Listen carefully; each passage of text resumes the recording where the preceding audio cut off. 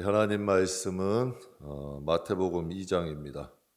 마태복음 2장 9절에서 11절까지의 말씀입니다. 마태복음 2장 9절에서 11절.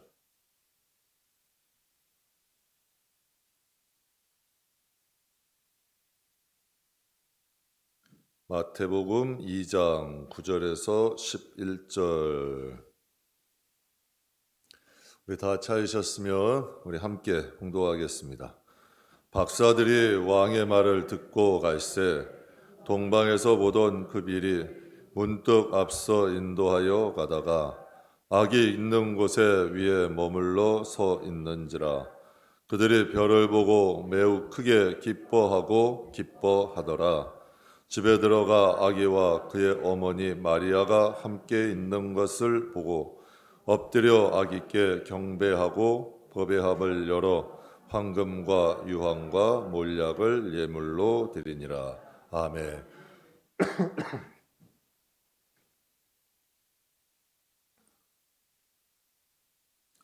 예배가 곧 신앙입니다. 예배가 곧 신앙입니다. 우리 같이 한번 해보죠. 예배가 신앙이다. 라는 제목으로 잠깐 은혜 나누겠습니다. 생일은 즐거운 날이죠. 생일 기쁜 날입니다. 25일 성탄절은 예수님께서 이 땅에 오신 날을 기뻐하고 또 축하하고 기념하는 아주 뜻깊은 날이 성탄절입니다. 구약 성경 곳곳에는 메시아 되시는 예수님께서 이 세상에 오실 것을 예언하고 계십니다. 이사야 말씀에 보면 이렇게 예언하고 계세요. 보라, 장차 한 왕이 공의로 통치할 것이다. 하나님은 공의의 하나님입니다. 절대 치우치지 않습니다. 우리가 이걸 항상 명심해야 합니다. 주님이 이 세상 초림 때는 사랑의 주님이죠. 다시 오실 재림의 주님은 분명히 공의의 하나님입니다. 공의의 주님이에요. 저 사도신경에 우리가 늘 외치죠. 산자와 죽은 자를 심판하러 오시겠다. 이 심판이 공인 거예요. 잘한 자에게는 상을 주고 못한 자에게는 벌을 주고. 이렇게 얘기하면 이게 기독교 정신이 아닌 줄 알아요. 아니에요, 여러분. 성경엔 분명히 그렇게 말씀하셨어요. 하나님은 심은 대로 걷게 하시는 분이에요. 그게 사랑이에요. 그게 공의예요. 그러니까 보라, 한 왕이 오시는데 공의로 통치하실 것이다. 여러분, 예수를 믿는 자는 구원을 받아요. 예수를 믿지 않는 사람은 천하 어떤 게 있어도 구원 못 받아요. 여러분, 이게 공의예요. 이건 무서운 거죠. 예수를 믿는 사람은 누구도 받을 수 있어, 구원이. 이게 불공평한 것 같잖아요. 그러나 그 어떤 사람이라 할지라도 예수를 믿지 않으면 구원을 못 받는, 이게 하나님의 공의죠. 그리고 또 이사야에 보면 그가 내 구원이, 보라, 내 구원이 이르렀고 구원하러 오시는 분이에요. 주님을 믿어야 구원받습니다. 그러니까 이 세상에서 우리를 구원하시는 분이고, 보라, 그에게 상급이 그에게 있고, 하나님은 상을 주시는 분이에요. 예수님은 상을 주시는 분입니다. 여러분, 공평이라는 게, 여러분 모든 사람이 똑같은 거, 이거 공평 아닙니다. 그래서 제가 목회해도 정말 마음에 있는 분들 하시라는 거예요. 어차피 마음에 없는 분들, 끌려 나온 분들 안 받으세요. 억지로 하는 거 하나님 기뻐하지 않으세요. 정말 마음으로 하나님께 드린 것을 하나님은 기뻐하시는 거지. 십시일반 똑같이 좋은 거 아닙니다. 믿음 안에서는 마음이 있는 사람은 하게 놔두셔야 되는 거예요. 인간이 막으면 안 돼요. 정말 여러분, 하기 싫은 거 억지로 시키지 마세요. 어차피 하나님 앞에 원망불평으로 하면 오히려 아나니아 삽비라 꼴 나는 거야. 정말 하나님의 일이 귀중하고 하나님 앞에 드리는 것이 값지고 정말 이것이 소중한 걸 알고 드릴 때 그게 영광이 되는 거죠. 그게 기쁨이 되는 거죠. 그러다 보니까 이 세상에 외식이 좀 가득하잖아요. 여러분, 가식도 가득하잖아요. 하나님 앞엔 진실하세요. 하나님 앞엔 정직하세요. 하나님은 왜 그럴까요? 그에겐 상급이 있어요. 전 이게 참 행복해요. 주님을 위해서 한 모든 행위들이 눈물 한 방울도 있지 않으신대잖아요. 세상엔 도적이 훔쳐갈 수도 있죠. 애써 한 거 도저히 가져가잖아요. 정말 잘 쌓아놨는데도 조미 먹고 썩기도 해요. 하나님의 나라는 절대 그런 거 없다는 거예요. 심은 대로 걷는다는 거예요. 그러면서 이사야 말씀에 그는 보응이 그의 앞에 있다. 하나님이 보응하신다는 거죠. 악한 건 악으로 보응하시고 좋은 건 좋게 보응하시고 얼마나 좋아요. 그러니까 눈물을 흘리면서도 좋은 일 하는 거예요. 하나님의 뜻대로 살려고 발버둥 치는 거예요. 왜? 반드시 돌아오니까. 여러분, 우리가 이 세상에 사는데 우연 없어요. 믿는 사람들에게는 반드시 하나님께서 심은 대로 보응하신다. 이게 주님이에요. 그러니까 주님이 오신 주님에 대해서 이렇게 말씀하시는 거예요. 그는 공의의 하나님이다. 그는 구원의 하나님이다. 그는 상급을 주시는 하나님이다. 그는 보응하시는 주님이다. 이게 바로 예수님의 모습이에요. 성경이 말씀하시는 우리의 메시아 구원자의 모습이라는 거죠. 이스라엘 백성들이 그토록 고대하고 기다리던 예수님, 드디어 유대 땅에 오셨습니다. 구약 성경에 보면 그들의 메시아를 얼마나 기다렸어요. 정말 얼마나 사모했어요. 그분이 유대 땅에 오셨어요. 그런데 그들이 생각한 것 같이 오지 않으셨어요. 성경에 말씀하신 대로 오셨거든요. 유대 땅 베들레헴아 넌 작지 않다. 왜? 이스라엘을 구원할 자가 너에게 난다 했어요. 분명히 주님께서는 구약에 예언한 대로 오셨는데 그들이 생각한 주님의 모습으로 오지 않으셨다고 그들을 배척한 거예요. 예수님이 여러분 베들레헴 작은 마을 베들레헴에 오셨고 또 그것도 가난한 마구간 말구유에 오셨어요. 예수님이 오셨잖아요. 많은 사람들이 환영해야죠. 깨어있는 사람들에겐 분명히 주님이 알려주지 않으셨을까요? 그런데 주님이 오셨을 때에 주님을 맞이한 사람들이 동방박사들과 또 누가복음 2장 말씀에 보면 양을 치던 목자들이 전부예요. 제가 이거 보면서 참 이스라엘을 구원하러 오신, 우리를 구원하시러 오신 예수님의 탄생이 너무 초라하잖아요. 웬만한 사람들의 생일보다도 못해요. 주님이 이렇게 오셨어요. 여러분, 형제에겐 뭐가 있어야 돼요? 우애가 있어야죠. 여러분, 또 그럼 군인에겐 뭐가 있어야 돼요? 전우애가 있어야죠. 또 운동선수에겐 뭐가 있어야 돼요? 동료애가 있어야 돼요. 서로 아껴줘야 됩니다. 그럼 하나님과 우리의 관계엔 뭐가 있어야 될까요? 하나님과 우리의 관계엔 무엇이 존재해야 될까요? 성경엔 이렇게 말씀하세요. 마태복음 22장 말씀에 보면 예수께서 이르시되 내 마음을 다하고 목숨을 다하고 뜻을 다하여 주 너희 하나님을 사랑하라 하셨으니 이것이 크고 첫째 되는 계명이다. 이게 크고 첫째 되는 계명이에요. 하나님과 우리의 사이에는 마음을 다하고 뜻을 다하고 목숨을 다하는 사랑이 있어야 돼요. 왜요? 우리만 그렇게 사랑하나요? 하나님이 마음 다하셨잖아요. 하나님의 뜻을 다하여 우리 사랑하셨잖아요. 독생자 아들까지 희생하시며 우리 사랑하셨잖아요. 우리가 이 세상 어둠에 지배받지 않도록 성령님 보내셨잖아요. 이 땅에 무수한 교회를 세우셨잖아요. 무수한 여러분 하나님께 선지자도 보내셨잖아요. 하나님의 말씀을 모든 사람이 다 갖게 하셨잖아요. 하나님 정말요. 우리 한번 가만히 생각해 보세요. 하나님이 이 성경에 구약 성경에 보면 그러셨어요. 내가 도대체 너에게 무엇을 더해줘야 되느냐? 저 더해주실 거 없더라고요. 하나님이 우리에게 정말 많은 것 해주셨어요. 마음을 다하시고 뜻을 다하시고 목숨 다해서 우리 사랑해 주셨어요. 그렇다면 여러분 우리는 정말 하나님을 마음 다해 사랑하고 있나요? 뜻을 다해 사랑하고 있나요? 우리의 생명 다하여 주님을 사랑하는 얘기죠. 다음에 여러분 우리가 하나님을 사랑하는 것 어떻게 할 수 있을까요? 저는 성도들이 하나님을 사랑하는 것을 예배를 통해 알 수 있다고 생각합니다. 예배. 무엇을 통해 알 수 있어요? 예배예요. 왜 그럴까요? 예배 드리는 모습. 예배는 철저히 하나님과 나예요. 일하는 건 같이도 할 수 있는 거 아니에요. 예배 외에는 다 여러분 십시일반 모두 정으로도 할 수 있고 의리로도 할 수 있어요. 근데 예배는 안 돼요. 기도도 안 돼. 왜 그럴까요? 예배는 하나님과 내가 드리는 거예요. 그러니까 예배 드리는 모습을 보면 예배에 대하는 자세, 예배에 임하는 모습 이것을 보면 하나님을 어떻게 생각하는지 아는 거예요. 그것만큼 정직한 게 어디 있어요? 그거만큼 여러분 투명한 게 어디 있어요? 여러분, 하나님을 향한 유대인의 마음은 어땠을까요? 요한복음 1장 11절 말씀에 보면 자기 땅에 오매 자기 백성이 영접하지 아니하였으나, 성경은 이렇게 말씀하죠. 자기 땅에 오셨는데 그들이 영접하지 않았대요. 받아들이지 않았대요. 이건 다시 말하면 예배하지 않았다는 거예요. 그분을 경배하지 않았다는 거죠. 여러분, 주님이 우리에게 오셨는데 우리의 예배가 참된 예배가 아니에요. 신령과 진정한 예배가 아니라면 우리의 마음도 여러분 이 유대 사람들과 똑같은 거죠. 여러분, 메리 크리스마스 우리 인사하잖아요. 이게 무슨 뜻이에요? 메리 크리스마스 우리 막 인사하잖아요.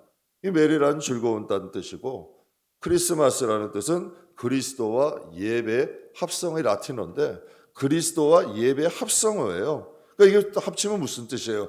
즐겁게 기쁘게 예수님을 예배하자 이 뜻이에요. 사실은 메리 크리스마스 이 뜻이 정말 즐겁게 기쁘게 예수님을 예배하자 이런 뜻이에요. 여러분, 예배가 즐거운 사람이 진짜예요. 그 여러분이 앞으로도 아세요. 누가 진짜 성도냐? 이것을 측량하실 때 예배에 임하는 자세, 예배가 즐겁고 예배를 가치 있게 여기는 사람, 이건 흔들림이 없어요. 이건 진짜예요. 여러분, 우리를 구원하러 이 땅에 오신 주님을 예배하자, 경배하자는 뜻이죠. 오늘 본문 말씀 11절 말씀해 보세요. 엎드려 악있게 경배하고.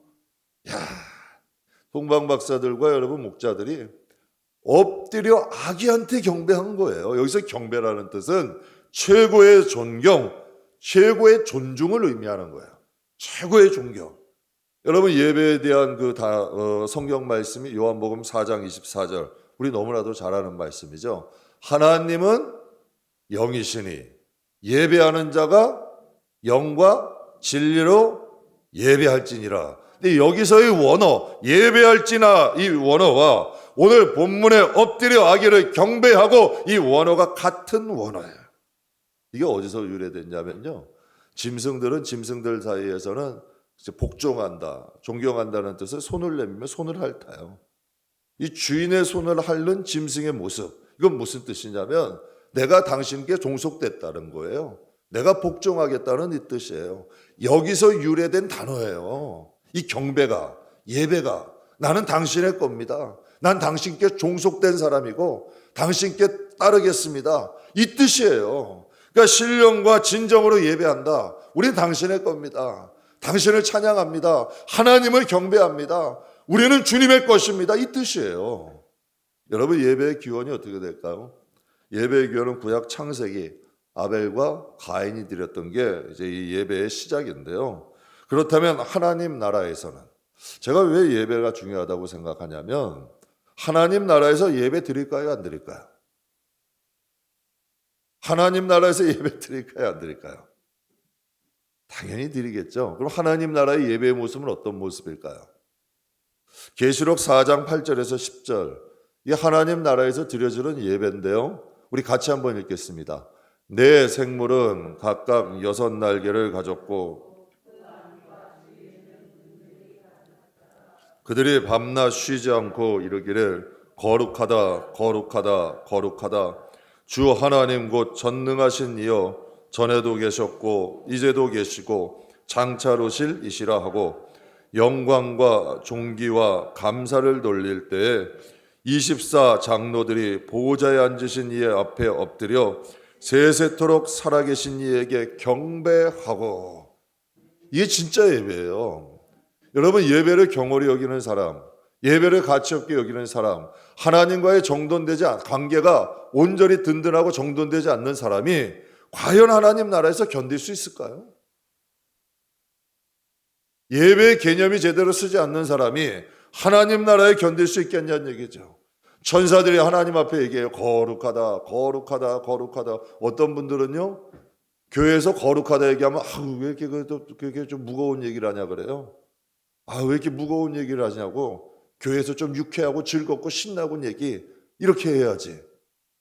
여러분, 교회는 분명히 주님이 말씀하셨잖아요. 내가 거룩하니 너희도 거룩할지라. 하나님의 전이 거룩하니 너희 자신은 하나님의 성전인 줄 알지 못하느냐?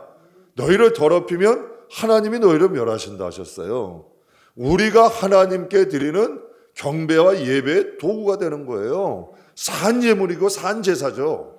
분명히 성경이 말씀하시잖아요. 그러면서 하나님 앞에 천사들은 거룩하다 거룩하다 거룩하다 하고 24장로들과 그들에 있는 사람들은 영광과 존귀와 감사를 돌리면서 여러분 24장로란 가장 높은 사람 아니에요. 그래서 교회에서는 여러분 높은 자리가 이 좋은 게 아니에요. 본이 돼야 되는 거예요. 24장로들이 여러분 하나님을 엎드려서 경배하는 거예요. 정말 여러분 그래서 목회자부터 중진들이 하나님은 경외하는 것이 신앙이 서야 초신자들도 여러분 청년 탓하면 안 돼요. 학생들 탓할 거 아니에요. 정말 우리가 예배의 본을 보여드렸고 신앙인의 본을 보였는가 우리가 돌아봐야 되는 거예요. 하나님 나라에서는 24장로들과 정말 천사들의 우두머리인 수랍 천사들이 하나님을 먼저 경배하잖아요. 하나님을 찬양하고 하나님을 이게 바로 여러분 하나님 나라예요. 하나님 나라에서 드려지는 예배죠. 그러니 여러분 이 땅의 예배가 살아있지 않으면 되겠어요? 이사야 말씀에 하나님 분명히 말씀하시죠. 이사야 43장 21절 이 백성은 내가 나를 위하여 지었나니 나를 못하게 찬송하게 하려 합니다. 찬송이 뭐예요? 경배와 예배죠. 이게 성도의 제일 목표예요. 제일의 본분이죠. 기독교 역사적으로도 보면요, 예배가 전통과 형식에 매이는 건 옳지 않습니다. 정통이나 어떤 형식에 매이는 건 바른 예배가 아니죠. 그런데요, 예배가 너무 단순화돼 버리고 또 예배가 너무 가벼워져 버리고 예배의 경외함과 존중이 사라지면 그 시대 신앙은 반드시 넘어져요. 무너지는 거예요. 여러분 왜 유럽이 무너져요? 여러분 왜 미국 교회 예배가 무너져요? 예배가 점점 가벼워져요. 예배는 단순하고 축제는 커져요. 여러분 예배 하나님에 대한 경외함과 존중이 사라져가요. 그럼 당연히 신앙은 무너지는 거예요. 어쩔 수 없는 거죠. 예배를 사랑하십시오. 예배를 귀히 여기십시오. 그 예배를 사랑하는 마음이 곧 하나님을 사랑하는 마음입니다. 제가 예배에 대해서 두 가지 여러분께 간단하게 말씀드리겠습니다. 예배는 믿음이 있어야 드릴 수 있어요. 예배는 믿음이 있어야 예배를 드립니다. 왜 믿음이 필요할까요? 요한복음 4장 24절에 이런 말씀이 있죠. 하나님은 무엇이다? 보여요? 안 보여요? 영은? 영이 보여져요? 영이 만져져요? 하나님은 영이시니 예배하는 자가 무엇으로? 영과 진리로 예배한다는 뜻이에요. 영 대 영으로 드려지는 거예요. 예배는 영적인 거예요. 왜 여러분 초신자들이 예배 드리기 힘들어요? 거듭나지 못한 사람들이 왜 예배만 드리면 지루하다 그래요? 뒤틀려져요. 왜 힘들어요? 거듭나지 못했으니까. 영이 없으니까. 진 예배라는 건 영 대 영으로 드리는 거야. 하나님을 영으로 느끼지 못하면 참된 예배가 안 돼요. 기도처럼 바보 같은 짓이 어디 있어요? 기도처럼 어리석은 일이 어디 있어요? 왜? 도무지 여러분 혼자 앉아가지고 주문해도 외는 거 딱 가는 걸로 생각한단 말이에요. 그런데 진짜 기도가 그래요?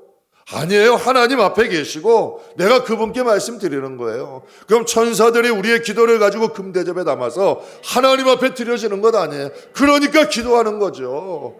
여러분 첫날 백날 일하는 것보다 기도 쉬는 게 안 되는 거예요. 기도해야 되는 거예요. 그래서 제가 여러분 성도들께 말씀드려요. 정말 열심히 기도 안 하고 열심히 일하는 사람처럼 바보 같은 사람이 없다. 기도만 여러분 열심히 일어나는데 기도 안 하면 땜빵 인생이야. 늘 땜빵하는 거야.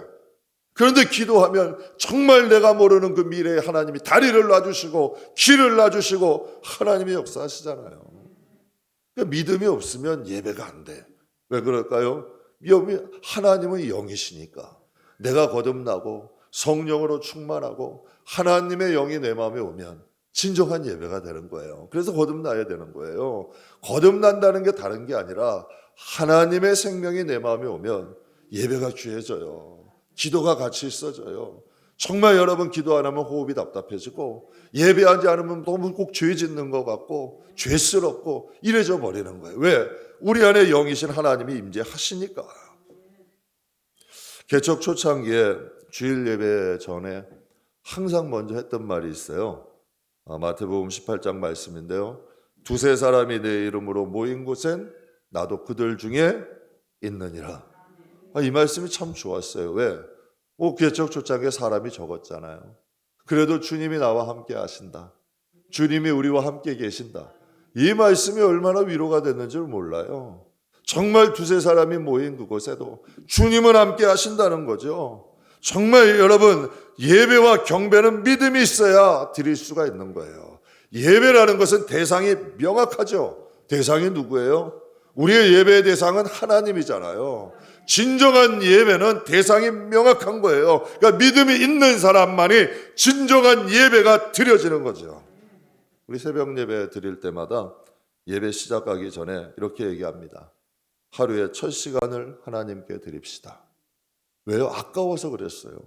그 새벽에 동이 트기 전에 요즘은 이 찬 공기에 정말 멀리서들 저기 저 수정마을에서도 오시고요. 저기 프로지오 저기 우리 전순자 집사님 저 KCC에도 오시고 저 멀리서도 걸어오시는 거예요. 그 시간이 아깝잖아요. 얼마나 여러분 그 예배 오려면 얼마 전부터 준비해야 돼요. 일어나서 여러분 옛날에 우리 어른들이요 정말 자식들 사랑하고 집안 사랑하는 분들은 아침에 해 뜨기 전에 여러분 찬물로 목욕하고 흰 옷 입고 장독대 올라가지고 물 한 잔 넣고 빌었어요. 야, 정성은 대단하지 않아요? 그러니 여러분 그것 보고 그런 말 하잖아요. 야, 하늘이 감동하겠다 그런 말 하잖아요. 여러분 우상을 섬기는 사람들이 꼭 진짜처럼 섬겨요. 그러니 여러분 이 새벽에 나와가지고 아침에 일찍 일어나서 정말 여러분 그 아침 공기하면서 그 새벽 공기를 뚫고 나와서 교회 안에 와서 그 예배 드리는 그 마음과 정성, 그게 허비하는 게 아깝더라고. 그 성도님들의 정성이 너무 아까운 거예요. 그래서 그렇게 얘기했죠. 티끌모아 태산이다. 이 정성 하나님께 드리자. 그래서 예배 때마다 이렇게 얘기해요. 하루의 첫 시간을 하나님께 드립니다. 아침에 일어나서부터 그 추운 거리 걸어오른 거리, 하나님 앞에 이 새벽에 드려지는 이 시간, 이 맑은 시간, 깨끗한 시간, 여러분 이 새벽 예배말로 시간을 만들어서 드리는 거거든. 시간을 사서 드리는 거야. 정성껏 드리는 거 아니에요. 이걸 하나님 앞에 드리니 하나님 받아주세요. 이것을 하나님 이 마음으로 드리는 거예요. 그래서 꼭 그 얘기해요. 하나님이 하루의 첫 시간을 받아주시옵소서. 믿음이 없으면 온전한 예배가 불가능해요. 예배라는 것은 영적인 행위입니다. 하나님을 믿지 못하면 당연히 예배는 진지할 수가 없죠. 어떻게 진지한 예배가 드려져요? 여러분 중요한 손님 만나요. 정말 중요한 손님을 만나면 어때요? 갈 때부터 긴장하죠. 갈 때부터 어떻게 해야 될까 긴장하고 옷 매무새도 좀 가다듬고 좀 이게 진지한 마음과 준비된 마음으로 가지 않아요? 여러분 정말 살아계신 하나님을 예배하게 되면 예배는 진지해질 수밖에 없는 거예요. 오늘 저는 이 본문 말씀에 이 동방박사의 믿음을 보면서 정말 대단하다고 생각을 해요. 동방박사들의 믿음 왜 대단하냐면 이 동방박사는 페르시아에서 온 천문학자예요. 그러니까 그 당시에 이 천문학자 하면 높은 지위에 있는 학자들이에요. 그러니까 지위가 높은 학자들이에요. 근데 그들이 베들레헴까지 어떻게 왔을까요? 천문학자니까 별에 대한 믿음으로 온 거예요. 천문학자니까 별을 믿는 거예요. 그 별은 왕의 별이라는 거예요. 그 별이 멈추는 곳에 왕이 나신다는 거예요. 그러니까 별에 대한 믿음이 있는 거죠. 그러니까 그 별 따라온 거예요. 대단하지 않아요, 여러분? 오늘 9절 10절에 보면 동방에서 보던 그 별이 문득 앞서 인도하여 가다가 악이 있는 곳 위에 머물러 서 있는지라 그들이 별을 보고 매우 크게 기뻐하더라. 이 대단한 믿음이죠. 야, 별이 딱 쓴 것을 보고 그 마구간 위에 쓴 것을 보고 매우 기뻐하고 기뻐했다 이렇게 말하고 있어요. 즉 여러분 천문학자들은 별에 대한 굳건한 믿음이 있는 거 아니에요? 시편 119편에 다윗이 이렇게 고백을 해요. 주의 말씀은 내 발의 등이요 내 길의 빛이다. 다윗은 하나님의 말씀이요 성경에 보면 순금보다 귀했대. 다윗에게 말씀은 금덩어리보다 귀해요. 다윗은 여러분 하나님의 말씀은 송이꿀보다 달달해. 어떠한 진수성찬보다 나는 하나님의 말씀이 맛있다. 내 하나님의 말씀이 내가 가는 길에 빛이 되고 내가 가는 길에 길이 된다는 거예요. 그 말씀에 대한 신뢰죠. 동방박사가 별을 믿었다면 다윗은 하나님의 말씀에 대한 믿음이 있었어요. 신앙은 내 느낌이 아닙니다. 그건 신앙이 아니에요. 여러분, 신앙이라는 건 동방박사 천문학자니까 당연히 별에 대한 믿음이 있잖아요. 우리 성도는 어떤 믿음을 가지고 살아야 돼요? 내 신념, 내 느낌, 내 감정, 이건 다 잘못될 수 있어요. 그러나 여러분, 동방박사가 별을 따라가고 별을 따라갔던 것처럼 우리 성도들은 하나님의 말씀, 복음 따라가야 돼요. 복음에 대한 믿음이 있어야 돼요. 그래서 그 말씀 부여잡는 거예요. 넘어질지라도 그 말씀 잡고 무너지는 거예요. 그때 그 말씀이 이루어지고 성취되고 내 것이 되는 거죠. 동방박사의 믿음이 대단한 이유는 별이 멈췄던 장소예요. 별이 어디에 멈췄나요? 왕궁? 아주 그냥 뭐 좀 휘황찬란한 멋있는 집? 아니에요. 작은 마을 베들레헴에, 그것도 가난한 집에 마구간 말구유 위에 머문 거예요. 마구간 위에. 그곳에 유대인의 왕이 태어났는데 또 갓난아이로 태어난 거야. 그런데요, 대단한 게 11절 말씀에 집에 들어가 아기와 그의 어머니 마리아가 함께 있는 것을 보고 엎드려 아기께 경배하고. 별에 대한 그 믿음이 마구간도 상관없는 거야. 여러분, 말구유도 상관없는 거야. 제가 개척을 해보니까요, 교회가 초라하면 믿음, 신앙도 초라한 줄 아시더라고요. 교회가 작으면, 사람이 적으면 과연 그럴까요? 물론 큰 교회 작은 교회 나쁘다 이 뜻이 아니라, 여러분, 저 이 동방박사들의 믿음이 참 대단한 것 같아요. 정말 여러분, 별이 와서 생각할 수 있잖아요. 이 별이 마구간에 이거 잘못된 거야, 이렇게 생각할 수 있잖아요. 그런데 그들은 그 별을 보고 그 아기가 믿은 거야. 아기가 대단한 이게 아니라 그 별을 믿은 거죠. 그러니까 그곳에서 엎드려 경배할 수 있다. 그들은 진지한 거예요. 별을 보고 들어가 아기를 경배했다. 걸림돌 많잖아요. 마구간이네. 아기가 말구 위에 누워있어. 여러분, 대단하지 않아요? 정말 말구 위에 그 누워 계신 예수님 앞에 참 경배하잖아요. 사랑하는 성도 여러분, 어느 곳을 가셔도 어느 자리에 있어도 주님을 경배할 수 있기를 축복합니다. 정말 여러분이 뭐 시골에 가서 예배드리는 작은 교회, 초라한 곳, 여러분 막 허물어져 가는 곳이라 할지라도 그곳에서 여러분이 진지한 마음으로 예배드리면 주님은 그곳에 함께 하세요. 여러분, 내 마음이 믿음이 중요한 거지 보이는 것이 중요한 게 아니에요. 그러니까 여러분이 하나님 앞에 정말 믿음과 진실한 마음으로 예배하면 그곳에 하나님이 함께 하시는 거죠. 그러니까 우리의 마음의 문제인 거야. 우리의 중심이 문제인 거죠. 제가 맨 처음 개척할 때 저희 기관 사역을 오래 했기 때문에 성경 보고 기도할 장소가 필요했어요. 그래서 약 한 1년 가까이 비어있는 한 지하 한 30평 정도 되는 성전에서 거기서 개척을 시작하게 됐는데, 처음에 딱 들어가니까 곰팡이 냄새에 숨이 턱 막히더라. 제가 그때 알았어요. 와, 곰팡이 냄새가 숨에 막히는구나. 그것은 문을 딱 한 1년 정도 장마를 다 지난 거죠. 그러니까 거기를 문을 딱 들어가는데 갑자기 곰팡이 냄새가 숨을 턱 막더라고. 그런데요, 저희는 기도할 수 있는 곳이 있었고 예배 드릴 수 있는 장소 주셨다는 게 정말 그것 하나가 정말 행복했어요. 정말 그 무엇도 부럽지 않더라고요. 그래서 들어가자마자 의자 천정에 곰팡이가, 이 색깔이 의자가 좀 오래된 성도이다 보니까 짙은 색이에요. 근데 거기에 하얀 곰팡이가 핀 거예요. 그러니까 이 의자들이 하얀 거죠. 진한 색, 월러색 그런 의자였는데 거기에 하얀 곰팡이가 피고 천정에 하늘색 무슨 페인트 얇은 걸로 칠해놨는데 거기에도 하얗게 곰팡이가 다 꽃을 핀 거예요. 그래서 그거 들어가자마자 그거 닦고 쓸고 모제 락스에다 뭐 해가지고 모제 세제로 깨끗이 청소했어요. 그리고 동네 페인트 가게 사가지고 페인트 구에다가 교회 내부 페인트도 하고 열심히 우리는 너무 행복했고 진짜 행복했어요. 그때 쓸고 닦고 있는데 밤 한 9시가 넘어서 누가 찾아온 거예요. 옆 교회 이제 거기도 이제 그 옆에 좀 교회가 하나 또 있었는데 그 교회 목사님이 찾아오신 거야. 장로가 근데 있지도 장로의 합동측 목사님. 그것도 60이 넘은 원로 연세가 많은 목사님인데요.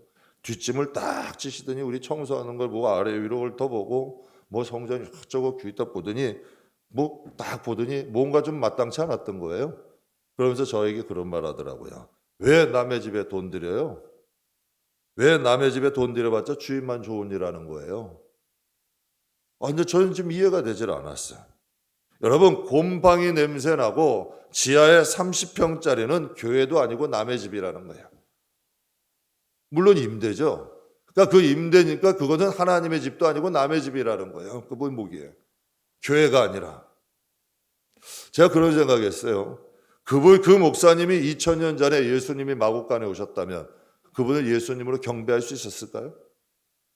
그분의 눈에 마국간에 누워 계신 예수님이 정말 예수님으로 보이고 동방박사들처럼 엎드려 경배할 수 있었을까요? 정말 동방박사와 같은 마음을 그분 마음이 가질 수 있었을까요? 정말 여러분 하나님을 경외하고 젊은 목사들이 여러분 정말 하나님을 예배하려고 하고 있다면 힘을 줬어야지. 정말 하나님이 함께 위로를 주고 뭔가 용기를 줬어야지. 그분의 눈에는 하나님이 안 보인 거예요. 여러분 히브리서 11장 6절에 이런 말씀이 있습니다. 믿음이 없이는 하나님을 기쁘게 하지 못하나니. 믿음이 없으면 하나님 기쁘게 할 수 없습니다. 믿음이 없으면 하나님을 진정성 있게 예배할 수 없습니다. 정말 믿음이 없으면 하나님을 기쁘게 예배할 수 없다는 거죠. 하나님께 나아가는 자는, 그 예배 의미하는 거죠. 하나님께 나아가는 자는 반드시 그가 계신 것과 여러분이 적어도 예배하러 나왔다면 그 자리에 하나님이 계시다는 믿음이 있어야 돼요.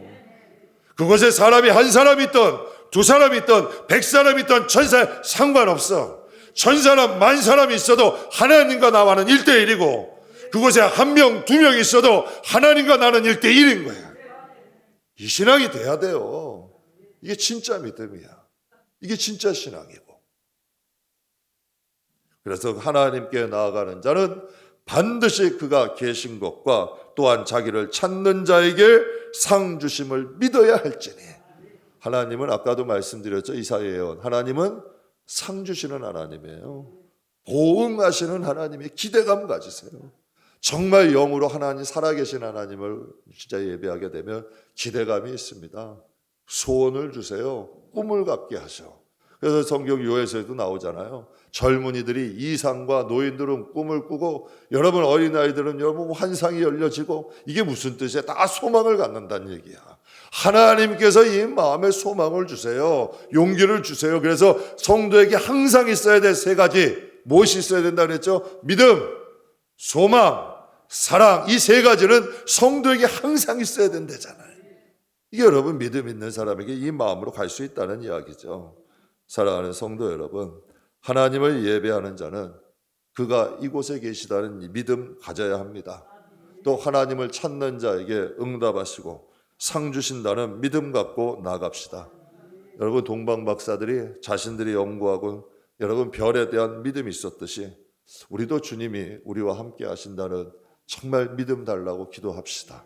그래서 이 믿음 가지고 정말 하나님을 뜨겁게 예배하는 저와 여러분 되시길 주의 이름으로 축복합니다. 또 하나님의 말씀에 대한 정말 뜨거운 믿음 가집시다. 하나님의 말씀이 살았고 운동력 있다 하잖아요. 하나님의 말씀으로 여러분 천지가 창조됐잖아요. 하나님의 말씀이 지금도 역사돼요. 일하시는 거예요. 능력 있어요. 그럴 때 우리의 예배와 경배는 정말 온전한 예배가 되고 하나님의 놀라운 역사 일어날 줄 믿습니다. 또 예배에 대해서 두 번째는 예물이 있어야 됩니다. 예배는 하나님께도 예물이 있어야죠. 11절 말씀에 보면 집에 들어가 아기와 그의 어머니 마리아가 함께 있는 것을 보고 엎드려 경배하고 보배함을 열어 황금과 유황과 몰약을 예물로 드리니라. 동방박사, 페르시아의 아주 유명한 박사들 아니에요? 높은 신분의 박사들이 그곳을 찾아가서 경배한 것도 대단한데 예수님께 예물을 드렸어요. 근데 여러분, 보배함이라는 것은 왕께 드리듯 드렸다는 거예요. 그럼 여기서 보배함이 뭘까요? 바로 우리의 몸이죠. 우리의 삶이죠. 이게 보배함이에요. 여러분, 분명히 성경은 말씀하시잖아요. 고린도 교인들이 이런 말씀하세요. 너희 몸을 창기의 지체를 만들지 마라. 그러니까 그 고린도 지방은 음란한 도시예요. 음란이 성행했던 곳이야. 그러니까 성도들에게 말씀하시는 거예요. 너희 몸을 음란의 도구로 삼지 말고 하나님의 성령이 거하시는 하나님의 성전이라는 거예요. 그러니까 너희의 몸을 하나님 앞에 정말 여러분 드려지는 성전이 되라는 거죠.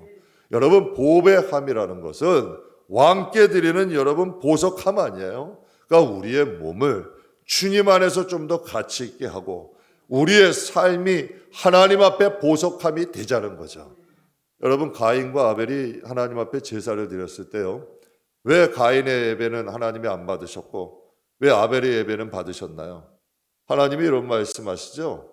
가인과 그 예물은 받지 않으시고 아벨과 그 예물은 받으셨대요. 이건 무슨 뜻이에요?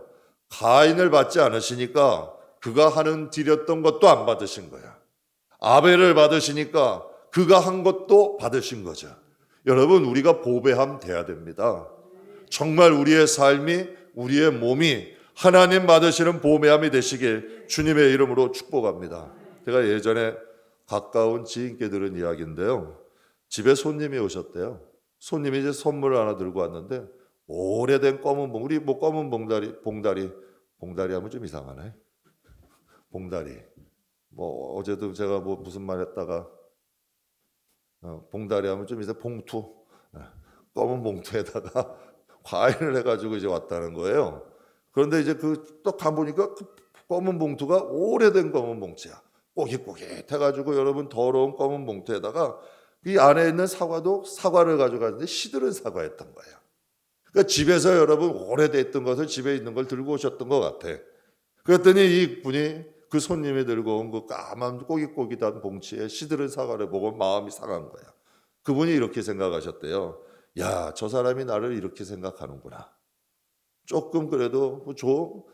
내가 선물을 요구한 것도 아닌데 좀 깨끗한 봉투에다가 그냥 깨끗한 사과 한두 개 가져와도 될 텐데, 야, 저 사람에 대한 마음이 나에게 이렇구나, 이렇게 생각을 하셨다는 거예요. 그러니까 그분은, 지인은 그 손님이 가져온 게 그 손님의 마음으로 보였던 거지. 누가복음 12장에 하나님이 이런 말씀하세요. 너희 보물이 있는 곳에는 무엇이 있다? 너희 마음도 있다는 거예요. 정말 여러분, 우리의 보물이 있는 곳에 우리의 마음도 있다는 거죠. 하나님은 우리의 보물이 되기를 원하시는 거예요. 우리가 하나님의 보물이 되기 원하시듯 하나님도 우리에게는 보물이 되기를 원하시는 거예요. 그래서 성경에도 말씀하시잖아요. 나를 존중히 여기는 자를 내가 존중히 여기겠대요. 나를 간절히 사랑하는 자를 내가 만나주겠다는 거예요. 하나님도 여러분 우리에게 마음과 정성을 원하시는 거지. 그러니까 우리가 주님 때문에 하나님 앞에 보배함이 돼야 되는 거예요. 동방박사가 드리는 예물을 통해 예수님을 향한 그들의 마음이 얼마나 진지했는 줄 알 수 있잖아요. 정말 아기에게 그 베들레헴 총구석에 마국간에 여러 번 있는 아기를 경배했지만 그들의 마음은 진지한 거야. 정성을 다한 거죠. 동방박사가 이 보배합을 열어드렸는데 세 가지 있었죠. 황금, 유황, 몰약이에요. 황금은 뭘 의미하나요? 세상에서 가장 값진 것 의미하죠. 가장 값진 것. 또 불변의 상징이에요. 변하지 않는 거예요. 금은 안 변하잖아요. 유황은 무슨 뜻이냐면 좋은 최고의 향료가 유황입니다. 향기라는 뜻이죠. 몰약은 썩지 않는다는, 변치 않는다는 거예요. 그러니까 여러분, 우리 안에 우리가 하나님 앞에 보배향이라면 정말 우리에게 있는 가장 가치 있는 우리의 마음과 정성 드려야 됩니다. 또 우리가 주님 때문에 악한 것 담지 마셔야 돼요. 우리 안에 향기가 나야죠. 악취가 나면 안 되잖아요. 그래서 주님이 죄 버리라는 거예요. 악한 마음도 버리라는 거예요. 우리 안에 선한 마음, 성령의 열매 맺으라는 거예요. 왜? 그걸 하나님 받으시니까. 성령의 은사보다 더 중요한 게 열매예요. 성령의 은사는 남을 위한 거고 성령의 열매는 나를 위한 거야. 그래서 하나님의 성령의 열매 맺으라는 거죠. 그리고 여러분, 몰약, 썩지 않는 방부제, 변치 않는 마음. 하나님의 특징이 뭐예요? 회전하는 그림자도 없으신 분이야. 변함이 없으시는 분이에요. 그래서 알파와 오메가잖아. 그러니까 우리의 마음도 하나님 사랑한다고 우리의 신앙 가졌으면 변하지 말아야 돼요. 왜 신앙이 자꾸 과거형이 돼요? 왜 환경에 자꾸 타협해요? 제가 오늘 새벽에도 말씀드렸어요. 우리의 신앙이 탈색되면 안 돼요.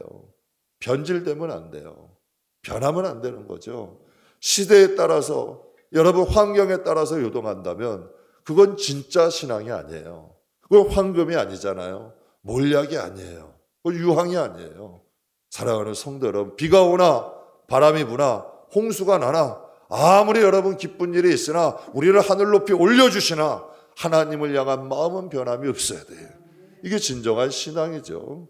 그러니까 여러분 우리에겐 예물이 있어야 되는데 하나님께서 우리가 보배함 되기를 원하시는 거예요. 그리고 우리의 마음에 변치 않는 가장 중요한 마음, 하나님 앞에 가장 진실된 마음 드리라는 거예요. 정말 가장 중요한 걸 하나님께 드릴 수 있는 마음, 또 가장 아름다운 향기, 변치 않는 마음, 이게 최고의 예물이에요. 주님이 이런 말씀하셨죠. 내가 올 때 믿음을 보겠느냐. 무슨 믿음? 황금 같은 믿음, 몰약 같은 믿음, 여러분 유황 같은 믿음, 이거 원하시는 거예요. 이거 준비하셔야 되는 거예요. 신앙생활 아무리 10년, 20년, 30년 해도 여러분이 보배함 되지 못하면 신앙은 잘못된 거예요. 여러분의 황금이 없고 유황이 없고 몰약이 없다면 다시 준비하세요. 정말 여러분 주님 다시 오십니다. 우리 주님 앞에 섭니다. 제가 며칠 전에 한 성도분께 그런 얘기했어요. 그분이 이러시더라고요. 온라인 예배 드리시는데요. 저보고 아유 목사님 좀 이해해 주세요. 아유 지금 이렇게 시대가 이러니까 목사님이 좀 이해해 주세요. 그러니까 이분 말씀은 내가 못 가더라도 이해해 주세요. 이 뜻이에요. 근데 제가 그분께 이런 말씀 드렸어요. 집사님, 또 얘기하는데 집사님이 아니라 그냥 성도님. 저한테 이해해주고 좀 알 게 없어요. 저는 안내를 해드리는 것뿐이지. 그건 제가 그 신앙, 그 믿음은 성도님과 하나님과의 관계예요. 제가 알기로 성도님이 집안의 기둥이잖아요. 기도해야 될 자녀들 있잖아요. 코로나 때 믿음 세우셔야 돼요. 그분 몸이 좀 안 좋으세요. 하나님 앞에 가실 때 얼마 남지 않으셨잖아요. 하나님이 언제 불러도 이상하지 않잖아요. 준비하셔야죠. 그리고 자녀들 위해 기도 쌓아놓으셔야죠. 제가 진심으로 걱정돼서 그 말씀 드렸어요. 하나님 앞에 준비 없이 가는 사람처럼 어리석은 사람 없어요. 여행 갈 때 준비 없이 가보세요. 고생합니다. 여러분 노년에 준비가 되어 있지 않아 보세요. 외롭습니다. 힘듭니다. 여러분 비참해집니다. 정말 여러분 하나님 나라 준비 없이 간다. 부끄러운 구원이라도 가기만 하면 좋겠다. 그 하나님 얼굴이나 제대로 볼 수 있을까요? 정말 여러분 주님을 위해서 정말 살다 온 선진들이 하늘에 구름과 같이 있을 텐데 우리가 적어도 그래도 주님을 위한 제대로 믿음은 갖고 살아야다 하나님 앞에 가야 되지 않아요? 여러분 부끄러워요. 여러분 많은 사람들이 정말 제가 예전에 행사 때 보면요. 세종문화회관에서 클래식 공연 같은 데 하고 하면은 이렇게 좀 정장 입어야 돼요. 마이 정도 입어야 돼요. 다들 이제 그 공연 가면 이제 정장들 하고 와요. 그런데 내가 여러분 티조각 하나 끌고 반바지 하나 차리고 가고 있으면 괜히 내가 좀 부끄러워져요. 괜히 이상해지는 거야. 예복 다 입고 다 여러분 깨끗이 말끔하고 가는데 내가 여러분 꾀죄죄한 모습으로 가면 그것이 마음이 안 편하죠. 그래도 다행이긴 다행이겠지. 지저분한데 아주 그냥 고생하는데 안 간 것만. 그런데 내 모습과 내 삶이 쭉 추억이 되면 그것이 부끄러워지는 거예요. 그래서 제가 하나님이 맞추셨던 그 말씀이 목회하면 살수록 이 세월 가면 갈수록 깊이 제 뼈를 때리는 거야. 저 대원아 너 이대로 오면 천국 오면 부끄럽지 않겠냐. 이게 자꾸 되새겨지는 거예요. 그래서 제가 그분께 솔직히 말씀드렸어요. 준비하셔야 돼요. 자녀들 위해 기도하셔야 돼요. 신앙은 1:1이에요. 꼭 준비하셔서 온라인 예배 드리시더라도 제대로 드리세요. 그리고 자녀들 위해서 기도 꼭 많이 쌓으세요. 제가 그 말씀 꼭 드렸어요. 사랑하는 성도 여러분, 우리의 몸이 보배의 향입니다. 사랑하는 성도 여러분, 정말 황금 같은 믿음 가지시고 몰약 같은 믿음 가지시고 유황 같은 믿음 꼭 가지시길 주의 이름으로 축복합니다. 제가 예화 하나 드리고 마치겠습니다. 예전에 섬기던 교회 권사님 한 분 계셨는데요. 집이 정말 가난했어요. 남편이 있는데 집안 살림엔 아무런 도움이 안 돼. 자식은 아들 하나, 딸 둘, 세 남매가 있었는데요. 30년 전에 노량진 시장에서 장사를 하는데 그 상점 안에 좌파는 생각지도 못하고 그 들어가는 그 시장 들어가는 입구에다가 옛날에 여러분 노란 밤색 다라이, 이거 또 다라이네. 밤색 이렇게 표현을 해야 이게 제대로 되게 이해 좀 해주세요. 밤색 다라이 있잖아요. 거기다가 이제 생선 띄어다가 그 앞에다 대고 장사를 하셨던 거예요. 해물 파셔서 근근히 생활을 하시는데 그 당시에 이렇게 나쁜 사람들이 많아요. 없는 사람들 좀 위해주면 좋은데 가면서 상인들이 발길들로 차고 관리인들이 구박해서 도망 다니고 정말 구박받아가면서 그 밤색 다라에다 생선 해산물 좀 띄어다가 근근히 팔아가지고 살림을 하셨던 거예요. 그런데요, 그분이 하나님에 대한 신앙만큼은 철저했어요. 하루 장사가 딱 끝나면 아무리 작아도 그날 11조는 따로 딱 빼놓는 거예요. 그리고 자식들한테도 항상 교육을 시키는 거예요. 이건 하나님 거니까 너네 절대 건드리면 안 돼. 내가 딴 거 과자 사 먹고 이건 과자 사 먹더라도 이건 하나님 거야. 절대 건드리지 마. 자녀들에게도 그렇게 교육을 시켜놓은 거예요. 그래서 여러분 주일이 되면은 그걸 갖다가 이제 하나님께 한 배 정성껏 모아가지고 주일마다 하나님께 드리는데 이게 여러분 생선 장사하니까 돈이 어때요? 생선 비린내가 진동할 거 아니에요. 그러니까 이것을 갖다가 집에 와서 깨끗이 빠는 거예요. 지폐도 빨고 동전도 빨아가지고 싹 말려가지고 그래서 지폐도는 다림질로 다리고 동전은 깨끗이 닦아가지고 그래서 하나님 앞에 그것을 드린 거예요. 여러분 작은 정성이지만 그 정성껏 드린 예물을 하나님께서 기뻐하셨어요. 하나님이 그 가정을 영육간에 축복하시더라고요. 사랑하는 성도 여러분, 성도에게 예배는 정체성입니다. 성도에게 예배는 우리의 신앙의 모습을 보여드리는 거예요. 성도는 예배를 통해서 증명됩니다. 우리 동방박사 같은 믿음 가지고 변하지 않는 마음, 향기로운 마음, 예물을 보배하며 드려서 하나님께 드립시다. 그래서 하나님을 예배하고 경배하는 꼭 예배자가 되시기를 주의 이름으로 축복합니다.